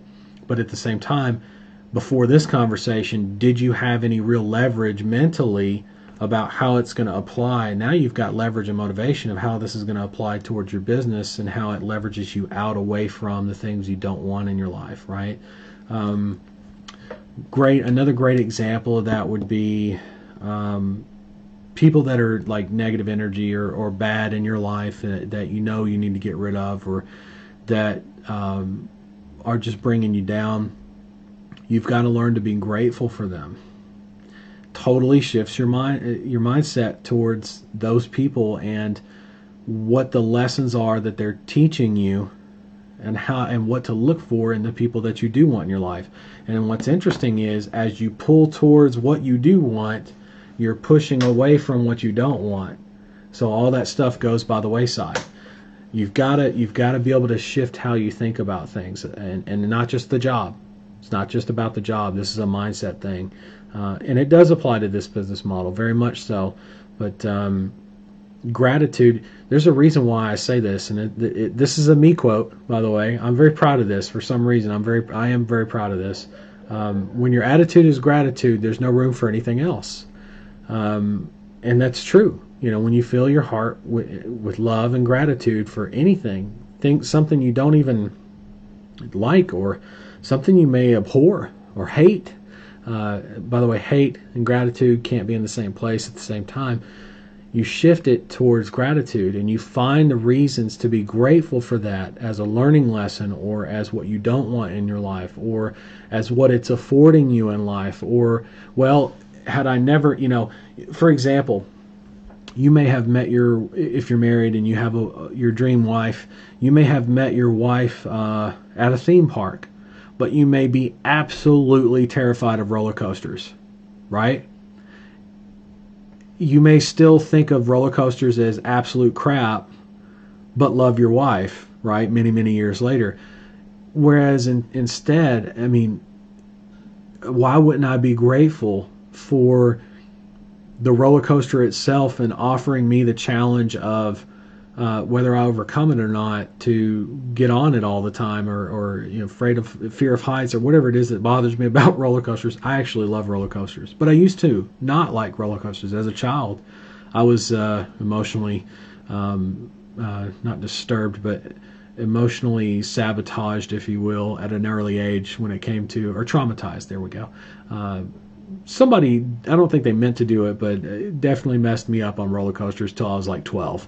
And then from then on I was okay. But imagine, if I knew back then, even as a child, simple concept like being grateful, or learning to be grateful for that roller coaster and what it affords me. Because, as much as I didn't like roller coasters back when I was a kid, what's the one thing like universal about roller coasters? Are they out in the middle of a field somewhere? No. Where there's one roller coaster, there's many. And where there's roller coasters, there's usually water parks, sweet candies, cool shit, mascots to hug and take pictures with, all kinds of cool stuff, right? I never thought about it like that as a child. But now that I'm thinking about it now, I'm like, man, if I'd have thought about it like that, every time I thought about a theme park, I wouldn't go into a cold sweat. I'd be just as happy as all the other kids, prior to me learning how to enjoy roller coasters. Again, mindset shift. And I didn't learn that till what I'm giving you as a gift. I did not learn that till, gosh, I want to say 19 or 20. I think it was 19 or 20. There was a radio station I used to listen to that had this, I'm trying to remember her name. She was British, and this is in Birmingham. What was the name of that show? So grateful for it. Opened my eyes to some amazing stuff internally. And I don't know, it's just something about that person that delivered over the radio the love and gratitude, and the love and gratitude that was received. It was really interesting. And I was working a total shit job out in the field, out in the sun all day. I wasn't breaking rocks or nothing. Thank God. I wasn't Fred Flintstone. Nothing wrong with that either. But, you know, I wasn't really built for that even back then. And I was looking for something better. I felt lost. It was very frustrating, very upset. And that radio show helped me get through a lot. Her name was Luca. What was the name of that show? Something with Luca. And I think it was Luka. I don't even know if she's still around or not. I'll have to look that up. But what a great show. It was very impactful for me at a very young age. I say very young, 19, 20, somewhere in there. And very valuable for me to learn that. And I'm sharing it with you because it's not just about the job, right? And I know a lot of people look at it that way, and you're probably looking at it now like, holy shit. I guarantee you, with everything going on, like with coronavirus, for example, there's a lot of people that are going, holy shit, for the wrong reasons. They're looking at it like, am I even going to have a job in a month or in a week?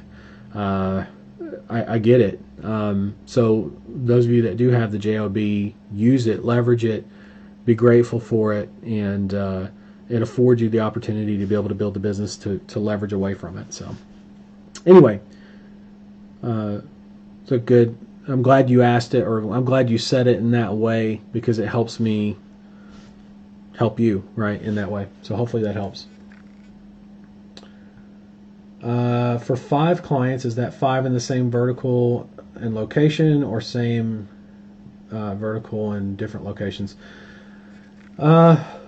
If you're asking me, because Randy's the one that said 5 clients in 30 days, I mean, I've seen people get 5 clients across the country. You don't have to target just one area. Typically, I recommend 3 to 5 areas at any given, run, if you will, ringless voicemail, voice broadcasting, email, that kind of thing. In most cases, you can run nationwide, but it helps to break things down by the major metropolitan area and go 3 to 5 cities at a time. It's not a bad idea.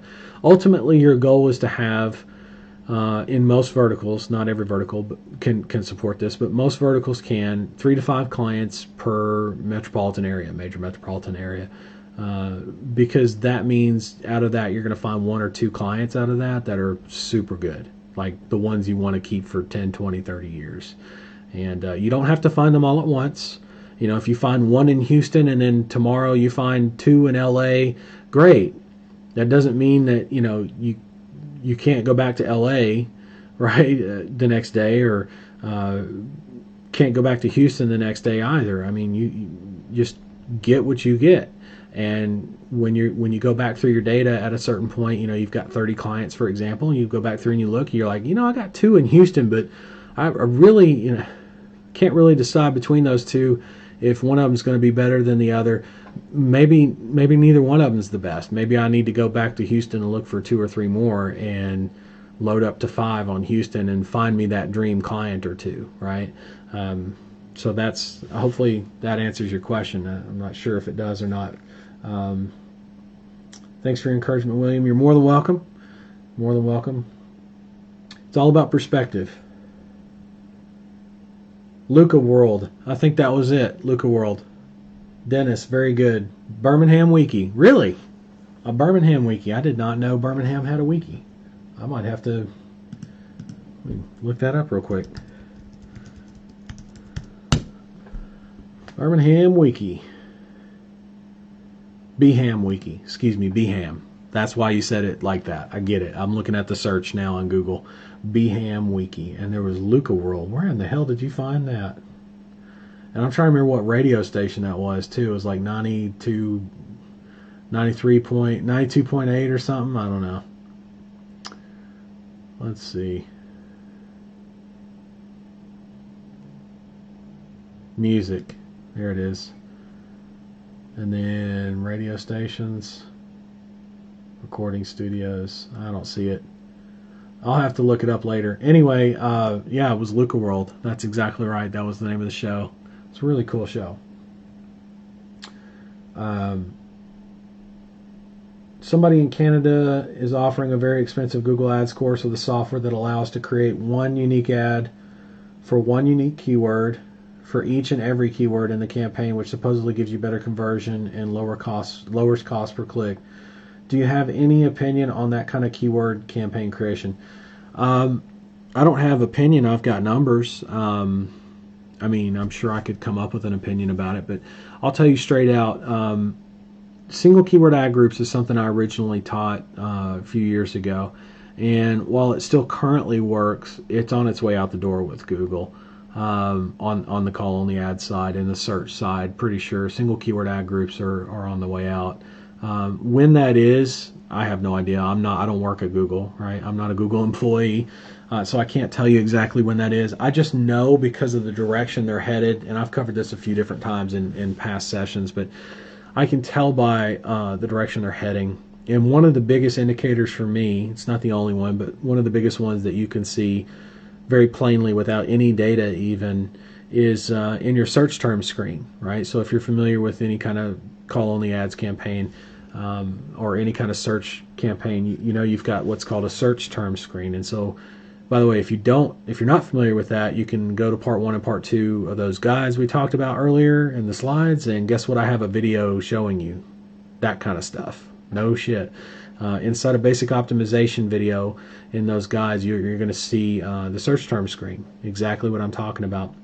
But for those of you that already know, I'll go ahead and explain it. Those of you who don't, you know where to now go find it, learn about it, and then come back to this part of the conversation. Single keyword ad groups,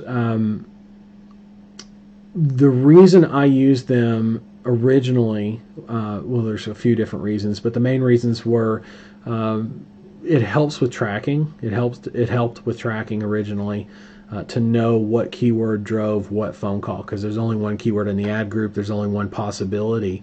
The other reason is because Google divides the ad budget, the daily budget, if you will, the campaign budget, across each ad group, and that means you're going to get the lowest costs across the board, with thousands of keywords that way in the single keyword ad group. Problem is, Google's never liked that strategy. Even though they allow you to do that, they don't appreciate it. They don't like it. Now, what Google likes and doesn't like is kind of like a, as long as it's not against their terms, who cares, right? And I get that. I was always one of those, until one day they finally updated their search term screen. Inside a call only, you can actually tell if you add the column under what is it, performance metrics? I believe it's performance metrics. If you open up the add columns, add data to the columns, look for performance metrics, you'll be able to click on that, and the drop down should show you a keyword column where you can actually click keywords, and so it'll tell you exactly what keyword drove what phone call via search term without having to do single keyword ad groups anymore. And that change has been that thing was released, I don't know, a year and a half, 2 years ago or so. And what I've noticed in my data is, and it's a lot of data from a lot of different campaigns across a lot of different accounts, the single keyword ad groups is getting less weight. It's getting less weight than the setups with just using the search terms and the keyword that way, and grouping based on segments of keywords or topics of keywords. So think pest control. You've got different types of pests, right? But then you also have like a general pest control keyword group, and that's got all the stuff about like pest control near me, pest control service near me, pest control company near me, all those different keywords that I teach you how to do when you build a campaign. All those that are general about pest control, but very specific with high intent, go in the general category of that campaign. And then everything about bees or bee pest removal, right? Those all go into the bees ad group. So when you group it together, it's not only easier and more favored by Google currently, it's definitely the direction they're going, and you get more love for it. On top of all that, there's another added bonus. Your ad copy is a lot more targeted because you're only running bee ad copy to bees and bee keywords. You're only running general pest control keyword ads to general pest control keywords. It's really slick setup going that way with it, and there's a lot of streamlining and stuff we've come a long way, and I fully expect Google to make more shifts in that direction. It's not going to slow down. It's not going to change. That is definitely something to take into account. Not that single keyword ad groups doesn't currently work. It will still work. Can you still drive a profit from it? Yes, you can. Is it going to change at some point? It's highly likely. Let's say it that way. Because I don't work at Google and I can't give you a definitive answer. I can tell you the direction Google is moving in, and you need to keep as much of that on your scope as possible. Google's moving this way. We gotta go that way with it. We can't just say no. We only want to do it this way. Can't do that. It's not going to work well for us in the end if we do it that way. So go with the trend on that, because they're an ad platform. Kind of need to go with them on that.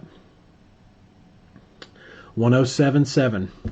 Thanks, Dennis. Appreciate that. That was exactly right. My goodness, throwing back some memories. Appreciate that. Okay, I'm not seeing any other questions. I think we're all good. Yeah, just looking at the slides here. I'll tell you this, folks. Well, I'll let you tell me, actually. I'll let you tell me. And if you have, I'll monitor the comments of this live stream here for a little while and make sure I answer anything that comes in kind of late, because I know some of you may be watching this and you're like 30 minutes behind live or whatever, and that's fine. But I'll let you tell me if there's anything that maybe I missed or something that you need help with. I don't mind answering questions, as you know. But this right here, if you keep your focus, actually, let me come back to my screen. If you keep your focus on this right here, on your next steps and what you need to do, and really put the effort in, right? Remember, 1 to 2 hours a day, 5 days a week. If you're not putting that kind of time in, just with this, right? That's where the problems are going to start out of the gate. That's not good. So this is simple stuff. It's just, it takes a little bit of time to put together. You can be pulling, the part 1 and part 2 of the guide in 24 hours or less. There's a reason why I say that. 24 hours of work. If you divided that out by 2 hours a day, how many days do you need to work in order to see? That's right, 12 days, 1 to 2 hours a day, 5 days a week, and you're going to see, you're going to be at the point where you're going to be getting clients, or be able to get clients. Depends on how fast you adapt the sales script. But 12 days, call it 2 weeks straight worth of work. In the scheme of things, is 2 weeks of anything, especially with coronavirus shutting everything down. Everybody's going to be working remotely. Not everybody, but a lot of people. I've never seen a more perfect time for someone to start this business. Seriously. Again, grateful for the opportunities that are constantly provided or produced by all kinds of stuff, not just something like the coronavirus. I'm not saying I'm glad it's here. I'm just saying I'm learning, just like you should be learning, to be grateful for the opportunities that are produced because of the challenges in life. And usually the bigger the challenge, on the other side of it is as big, if not bigger, a reward or opportunity if you see it, if you're able to see it. So many people don't see that. And I don't want you to be one of those people. I want you to be one of the people that sees all of the opportunity and goes after it, grabs it up. Because it's gold on the street, folks. It really is. So anyway, next steps, focus on this. Keep doing what you're doing. And I'll keep doing what I'm doing. Got a lot of support to catch up on still. But I'm going to keep jamming on that. Like I said, I'll keep an eye on the comments here for the stream for a little bit and get you the Ring Ads Prime and Mirror. Whatever it is that I decide to throw in as extras, I'll be sure to update you in the announcements as we release that stuff. Just as, again, a way of saying thank you for being patient with us. We appreciate that. I know I do personally. Outside of that, I guess we'll see you next session, which is going to be March 28th. Everybody knows that now. March 28th at 12 p.m. Pacific Standard Time. We'll see you on that Saturday. And thanks for coming out. This has been a really special session. Don't get me wrong. I love doing the sessions and put a lot into them, but this one's been really special to me on a personal level. Because I've shared things that, not that I hold back or anything, but for some reason I've just felt the call, I guess maybe is the best way to say it, to share more of my personal stuff, lessons learned, life lessons, how these rules came to be and guidelines came to be, and the pains and troubles and things I've learned and gone through, to share them with you so that you don't have to go through them. Or when you do, you just breeze right through them and they're nothing to you. And anyway, it's been a trip. It's been fun, and I appreciate each and every one of you for being here and sharing that with me. Thank you for that. And use it. That's how you say thank you to me. Like, if you want to say thank you to me, appreciate you. Just show me by using it. That's what's going to make the difference in your business and in your life, and that's what I care about. That's what puts the smile on my face, right? When somebody comes back and said, "Oh my God, I used it, and this is how it worked, and this is what I did," I'm like, big smile, right? That's what gets me going. So, you say thank you by doing it, and I'll be here to help you do more of it and be on the other side there with you. Anyway, catch you on the next live stream. Thanks for coming out. And again, appreciate each and every one of you. Thanks for being patient. And I'm excited. This is a lot of fun. We got a lot of cool stuff coming. I wish I could tell you all about it, but in due time. Right now we have plenty on the plate. We'll knock it out, and like I said, in due time, we'll roll the stuff out, and you're gonna really know. At some point, it's gonna hit you. Some people, it's already hit. Right, I've seen in the support desk. They know they're in the right place at the right time with the right people. And I say that often, maybe not as often as I should, but this is, if you're trying to do pay-per-call and you're trying to build an agency and pay-per-call, you're in the right place at the right time with the right people. And for a lot of you, I've seen in support, you realize that. You've said so. And that puts a smile on my face, because that means you're in the right mindset. You're going to get a hell of a lot of stuff done and have some progress and some success and grow from there. For those of you who haven't hit that point, that's okay. You just haven't hit it yet.